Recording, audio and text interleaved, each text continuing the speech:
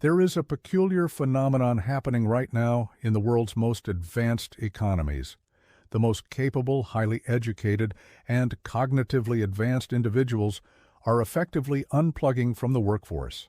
They are not storming out in dramatic resignations. They are simply fading away. This isn't laziness. It is a rational mathematical response to a system that was designed for an industrial era that no longer exists. If you have ever felt that your 9-to-5 job is literally shrinking your brain, you aren't crazy. You are detecting a glitch in the matrix. Here is why intelligence is becoming incompatible with modern employment. One of the most painful realizations for an intelligent person in a corporate structure is the discovery of the performance punishment. In a logical world, efficiency would be rewarded with autonomy or time off. However, in the archaic structure of the 9-to-5, high efficiency is rewarded with more work. If you are smart enough to finish an 8-hour task in 2 hours, the system does not grant you the remaining 6 hours to rest or innovate. Instead, it dumps the overflow work of less competent colleagues onto your desk. This creates a negative feedback loop where your brain learns that high performance is a disadvantage. You quickly realize that the only winning move is to throttle your own output, a process that is psychologically devastating for a mind that craves engagement. We must also consider the biological mismatch between the intelligent mind and the factory schedule. The human brain, particularly one with high cognitive processing, evolved to operate in bursts of intense focus, followed by periods of deep rest.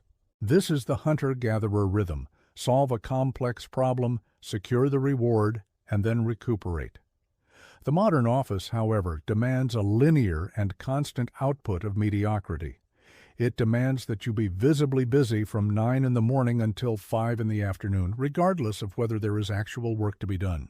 For a high IQ individual, this forced inactivity disguised as activity is not just boring. It is a form of torture that degrades mental sharpness over time. This inefficiency is statistically backed by the Pareto principle, which states that 20% of the effort yields 80% of the results. Intelligent workers intuitively understand this distribution. They often hit their productivity targets by Tuesday afternoon, leaving them with 3 days of forced confinement.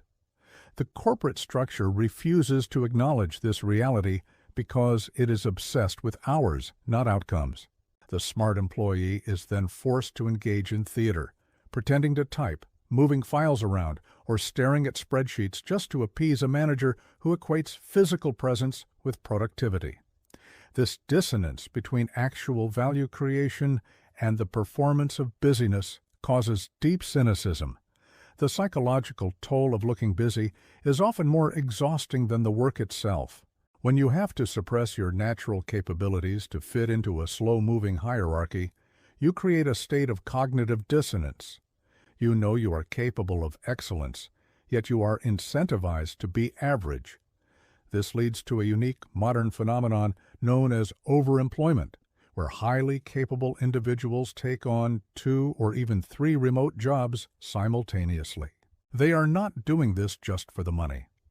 They are doing it because a single job does not provide enough intellectual stimulation to occupy their processing power. They have realized that 2 jobs at 50% capacity are more engaging than 1 job that demands 100% of their time for 20% of their potential. We cannot ignore the environmental hostility of the modern workplace, specifically the open-plan office. These environments are designed for surveillance, not for deep work.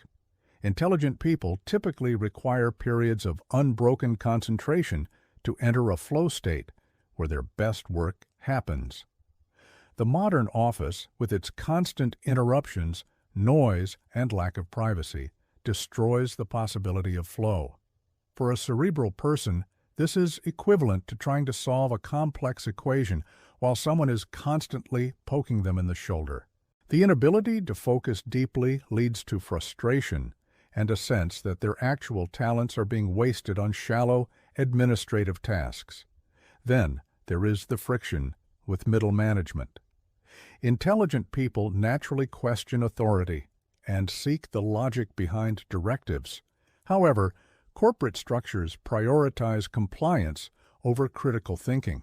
A manager whose primary skill is political maneuvering will often feel threatened by a subordinate who asks, "Why?" This leads to a dynamic where the intelligent worker is labeled as difficult or not a team player, simply for pointing out inefficiencies. The smart employee eventually realizes that the hierarchy is not a meritocracy based on competence, but a feudal system based on obedience and optics. This realization kills any remaining desire to climb the corporate ladder. Finally, the sheer boredom of repetitive tasks cannot be overstated. High intelligence seeks pattern recognition and novelty. Once a smart person has mastered a role, which might take them only 6 months, the remaining years in that position become a prison of repetition. Without new challenges, the brain begins to atrophy. In a rigid 9-to-5, lateral movement is often difficult, and promotion is slow. The intelligent worker is left stagnating in a role they outgrew years ago, trapped by a salary that is just high enough to keep them from leaving, but low enough to keep them dependent. This is the structural trap that pushes them toward quiet quitting. Beyond the workload, there is a deeper crisis brewing, the realization that the work itself is often meaningless. Anthropologist David Graeber coined the term bullshit jobs to describe roles that even the people performing them believe should not exist. A high IQ mind is a problem-solving machine. It craves a connection between effort and result. But in the modern information economy, that connection has been severed. You spend days formatting a presentation that will be viewed for 3 minutes and then forgotten. You attend meetings to prepare for other meetings. This bureaucratic void is profoundly depressing for someone who wants to make a tangible impact on reality. The intelligent person perceives the spiritual violence of this existence more acutely. They look at their calendar filled with Zoom calls and realize that if they simply stopped working, the world would not change in the slightest. There is no chair built, no disease cured, no child taught. There is only digital paper pushing. This lack of fruit of labor creates an existential vacuum. Unlike a craftsman who can point to a finished product, the knowledge worker's output often vanishes into the cloud. This leads to a crisis of identity, where the worker asks, "What is the point of my high intelligence if it is only used to optimize ad clicks or rearrange spreadsheets?" This feeling is exacerbated by the inauthentic corporate lingo matrix. Intelligent people have a high sensitivity to nonsense. When they hear terms like synergy, circle back, low-hanging fruit, or paradigm shift, they physically recoil. They recognize this language for what it is, a mask for a lack of substance. It signals a culture that values the appearance of complexity over actual clarity. To survive in this environment, the intelligent worker must adopt a false persona, nodding along to jargon that means nothing. This constant performance of inauthenticity is draining. It feels like a betrayal of one's own intellect to participate in such a shallow linguistic game. The realization that they are replaceable cogs adds another layer of detachment. Companies often preach about family and culture, but the intelligent worker sees the data. They see layoffs happening regardless of profit margins. They see loyalty being repaid with severance packages. They understand that to the corporation, they are a line item on a spreadsheet, an expense to be minimized. This strips away the illusion of purpose. Why devote your mental energy to an entity that would replace you within 2 weeks if you died tomorrow? The smart response is to treat the job strictly as a transaction, nothing more. Recent data supports this massive disengagement. Gallup polls consistently show that employee engagement is at historic lows, particularly among college graduates. This is not an accident. It is the result of a highly educated workforce realizing that the promise of the corporate dream was a lie. They were told that if they studied hard and got good grades, they would find fulfilling careers. Instead, they found administrative drudgery. The disillusionment is highest among the smartest demographics because the gap between their expectations and their reality is the widest. The shift in perspective is profound, moving from living to working to live. For decades, our culture defined us by our job titles. So, what do? Is the first question we ask at parties. The intelligent person is rejecting this framing. They are realizing that their identity cannot be tied to a title that essentially means nothing. They are divorcing their self-worth from their productivity. This is a psychological firewall they build to protect themselves from the insanity of the workplace. They are finding meaning in philosophy, art, community, and learning, relegating work to its proper place, a utility for survival. I am curious, have you ever sat in a meeting and mentally calculated exactly how much money was being wasted per minute based on the salaries of everyone in the room? If you have had that precise moment of realization, comment the matrix below. It helps us find our people in the algorithm. The core of the issue, however, is not just psychological, it is mathematical. The economic contract that kept the previous generation loyal to the 9-to-5 has been broken. In the 1950s and 60s, the deal was clear. You give the company your loyalty and 40 hours a week, and in return, you get a house, a car, a pension, and a single-income family. That deal no longer exists. Productivity has skyrocketed since 1971, but wages have stagnated. Intelligent people look at the charts, and they see that the rewards for hard work have been siphoned off to the top, leaving workers with less purchasing power every year. When an intelligent person calculates the real numbers, factoring in inflation, skyrocketing housing costs, and crippling student debt, they realize that the traditional job is a losing bet. A 3% annual raise is effectively a pay cut when inflation is at 5 or 6%.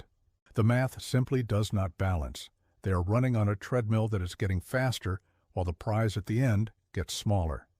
Why would a rational person commit their heart and soul to a system that mathematically guarantees they will be poorer than their parents? The logic dictates that minimum effort is the only rational response to minimum compensation. There is also the loyalty tax. Data consistently shows that employees who stay at a company for more than 2 years earn significantly less over their lifetime than those who switch jobs frequently. Intelligent people have deciphered this algorithm. They know that loyalty is now a financial error. The corporate structure relies on the inertia of its employees, banking on them being too afraid to leave. But the smart worker treats employment like a mercenary. They stay only as long as they are learning or earning, and the moment that curve flattens, they move on. They understand that the company is not looking out for them, so they must ruthlessly look out for themselves. The illusion of the career ladder has also shattered. Smart people look at their bosses and their bosses' bosses, and they do not see a life they want. They see people who are more stressed, more overweight, and more divorced, all for marginally more money that is mostly eaten up by higher taxes. The golden handcuffs are turning into rusty iron. The perks like ping-pong tables, pizza parties, and casual Fridays no longer mask the lack of equity and ownership. An intelligent person wants a stake in the outcome, not just a salary. They know that selling time for money is the worst trade you can make, because time is finite and money is theoretically infinite. This leads to a shifting definition of wealth. For the intelligent, time is greater than money. The 9-to-5 demands the prime hours of your day, the prime years of your life. It demands you ask for permission to go to the doctor or watch your child a school play. The intelligent worker realizes that this lack of agency is a form of poverty, regardless of the salary. They are beginning to value autonomy over status. They would rather earn less money and control their own schedule than earn a fortune and be a slave to a calendar they do not own. So if the math does not work and the soul is crushed, where are these people going? They are not just sitting on the couch.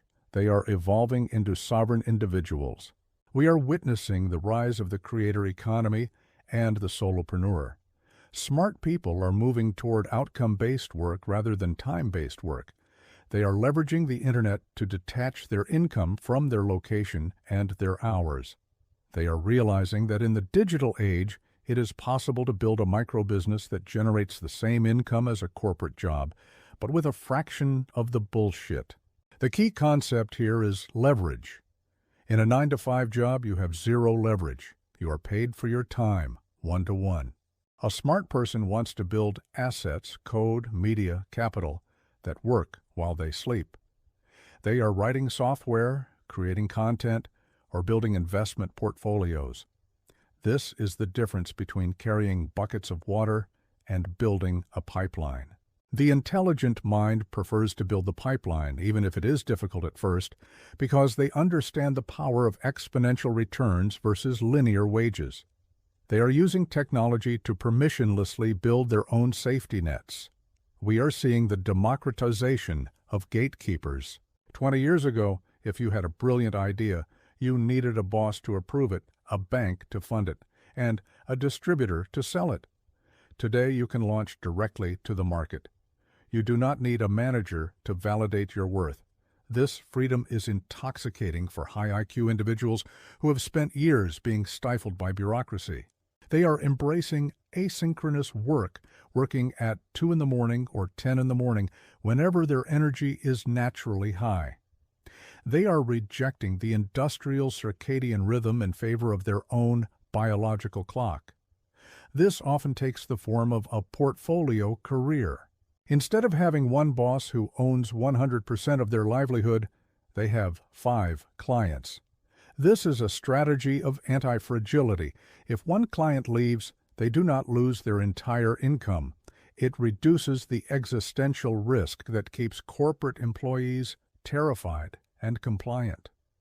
Intelligent people are seeing AI not as a threat, but as the ultimate assistant.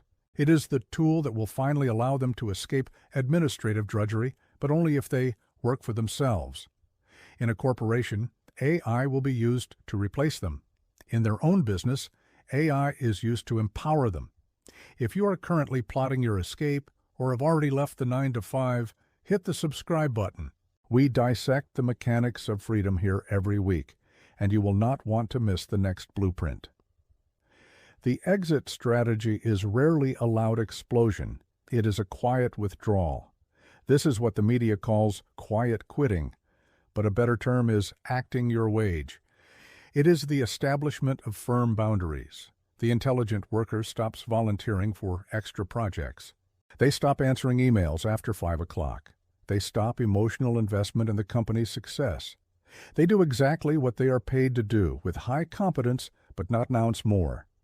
They realize that going above and beyond is a scam designed to extract free labor from the conscientious. This withdrawal is also about prioritizing health. The realization that sitting for 8 hours a day under fluorescent lights is the new smoking has hit home. Smart people are reclaiming their biology. They are using their lunch breaks to exercise, they are refusing to sacrifice sleep for a deadline, and they are prioritizing their mental health over a quarterly target. They understand that their body is the only vehicle they will ever have, and sacrificing it for a quarterly earnings report is a sign of low intelligence, not high ambition. A fascinating tactic emerging is strategic incompetence. This is where smart people deliberately avoid learning how to use certain new complex systems or volunteer for committees to avoid being saddled with low-value work. They play dumb to stay free. They protect their mental bandwidth for the things that actually matter to them, often their side projects or their families. Work becomes the side character in the movie of their life, while their hobbies, passions, and community become the main plot. They are reversing the polarization of their existence. The impact of this on society is massive. We are facing a potential brain drain from traditional institutions. If the smartest people disengage from government, healthcare, and corporate infrastructure, who is left to run the ship? We are left with the compliant, the risk-averse, and the mediocre. This explains the general decline in competence we see in many large organizations today. The innovators have left the building because the building was designed to crush them. This feeds into the soft life trend we see on social media. It is not necessarily about luxury, it is about low stress. It is a rebellion against the glorification of the hustle. For a long time, being stressed was a status symbol. Now, for the intelligent, being calm is the ultimate status symbol. It signifies that you have mastered your environment rather than being mastered by it. The final realization is that the 9-to-5 was a temporary, historical construct, not a natural law. It was an invention of the Industrial Revolution. Leaving it is not an act of giving up, it is an act of waking up to a new reality. The 9-to-5 matrix relies on the illusion that your time is not your own, and that security is more valuable than freedom. But as we have analyzed, for the intelligent mind, the safety of the cage no longer justifies the clipping of the wings. Quiet quitting is not an act of rebellion, it is an act of self-preservation. It is the logical conclusion to a math problem that has remained unsolved for decades. You are taking your mental processing power back. If you enjoyed this analysis, you need to understand the economic trap that keeps this system running. It goes deeper than just bad bosses. Click here to watch How the Illusion of Money Traps You in Poverty by Adam Smith. We break down exactly how the financial system is designed to keep you running on the wheel, even when you try to get off. See you there.